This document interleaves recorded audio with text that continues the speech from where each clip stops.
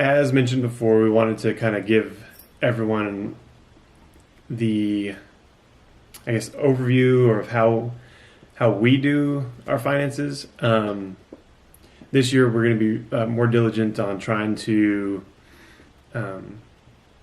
do things more according to how we learned, as opposed to how we ended up doing them last year.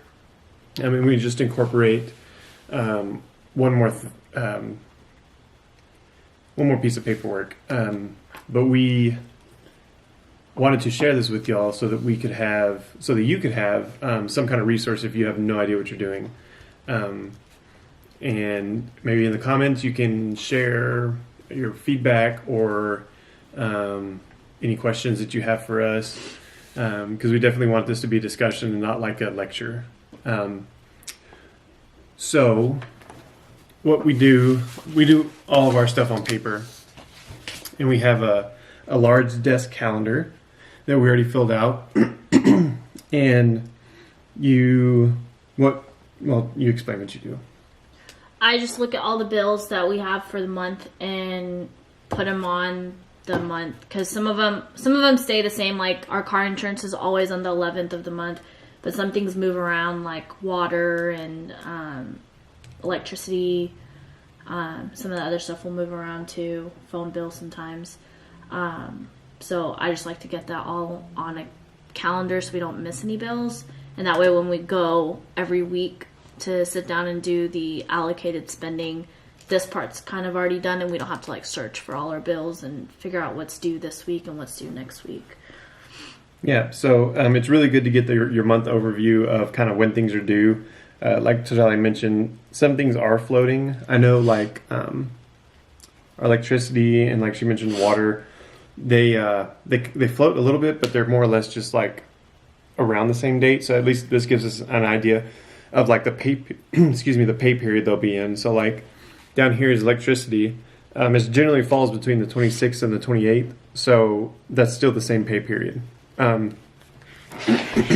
For the, like Tajali mentioned, the allocated spending, that's basically when you get your paycheck and see where, and that's how you tell where your money is going to go. We'll go over that a little bit later, but for us, it is weekly because she gets paid one week and then the following week is when I get paid. I don't know whether it's nice or not. It's more or less, we got money coming in and we're going to tell it where to go. But first, we are going to do monthly cash flow. Similarly, it's more or less going to be what we wrote down on the calendar transferred over, but there are a few things in here that we don't add in, like a car insurance and jewelry insurance that we have, renter's insurance. Yeah, not car insurance. Not car insurance. Renter's insurance and jewelry insurance, we cash flow throughout the year because they're a much larger payment. So we want to make sure that instead of taking a huge hit financially that one time a year, we just kind of split it up throughout the year and we have it all together whenever we're ready to pay. So things like that we're going to put on here. This month, because it's the financial fast, we're going to do things a little bit differently, whereas entertainment or eating out or a bunch of other categorized as fun things, they're going to be nil. We're going to zero them out because we really want to just strip everything down to our four walls, which is going to be everything that supports your house, get you to and from work, and your bills, in essence, debt and things like that. So yeah, we're going to go and start going over this then. I could try to get this set up. If not, I'll definitely get something out there to kind of categorize high level what the categories are, charity, saving, housing, etc. If I can't get the file uploaded, then I'll just go ahead and put it somewhere and to where you can have it. But lots of resources online if that doesn't work out for you. So what we're going to start off with is identifying our monthly take-home pay. Tajali and I are both salaried on our jobs, so we have the same paycheck every time. There are some cases where they're different, but for the most part, we can at least count that as the minimum. And I don't know either of ours off the top of our head, and I totally forgot about that part. But and our bank tells us when we get paid. So I'll write down a couple of numbers.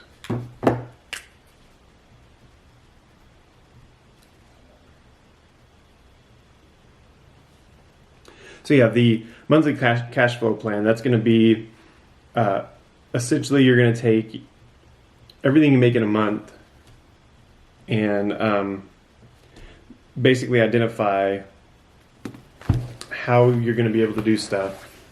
And like, okay, let me get the paper so I can get my thoughts straight. You're going to take your monthly take-home pay and then everything that you know that's going to have to go out in the month. So we tithe every other week. So we know that we're going to have to do our tithe times 2 because it's twice this month. I think only twice. It's housing and bills and stuff like that. They're single payments. I'm trying to think of anything that... Okay, so for example, if you were doing something like getting ready for getting gifts together for people, or you've got your entertainment or vacation that you're planning for, those kind of things you'd have to figure out, okay, and do I need to put money to it or not? And so if you do, then how many times that month are you going to do that? So this is where you'd say, okay, I'm putting $50 for entertainment this week, and next week I know for sure we've got plans out, so let's put $75 there that week. So in total you have $125. You'll mark that in your monthly cash flow because you don't care about your weekly payments. But you'll mark it there, and just to get an idea of if you're over or under your budget.